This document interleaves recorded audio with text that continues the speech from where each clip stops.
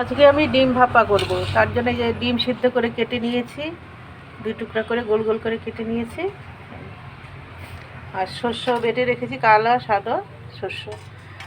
আর হলুদ লবণ দিয়ে দিয়েছি, কাঁচা লঙ্কা কেটে রেখেছি। এখন কড়াইতে দিয়ে দিব সর্ষের তেল। তেল দিয়ে ভেজে নেব। দিয়েছি তেল। ডিমগুলো এক এক করে দিয়ে দেবো।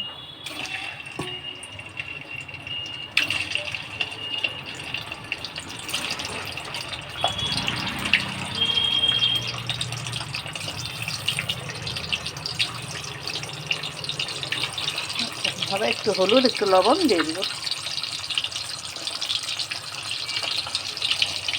এই এক পাশ ভাজা হয়ে গেছে, এখন উল্টে নেব। লাল করে ভেজে নিতে হয়, নাহলে ডিম একটা কেমন গন্ধ হবে না।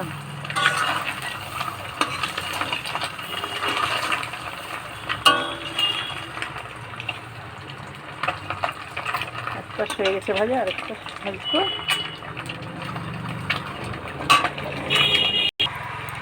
আগের বারের কটা নামিয়ে নেব, পরেরটা হবে আবার। সাইডে রেখেছি না, করে বাটিটাতেই নামিয়ে নেব, যেটাতে ভাপা করব।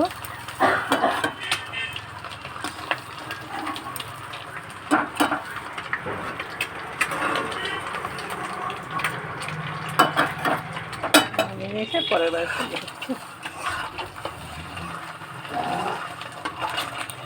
আমার ডিম ভাজা হয়েছে। এখানে সাদা কালো সর্ষে, লবণ, হলুদ সব মিশিয়েছি। এখন দিয়ে দেবো ডিমের গায়ে।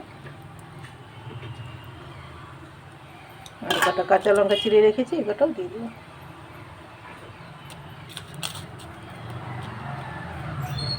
বাটিটা ধুয়ে একটু জল দিয়ে দেবো, নাহলে এটা আবার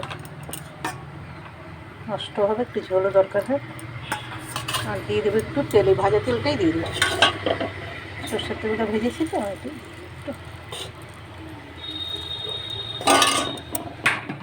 এই দেখো ঢেকে দিয়েছিলাম, এই যখন খুলে নামিয়ে নেব।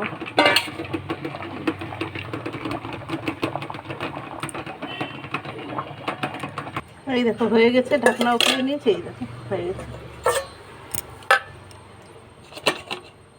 হয়ে গেছে, ভিডিওটা তাহলে এখানেই রাখছি।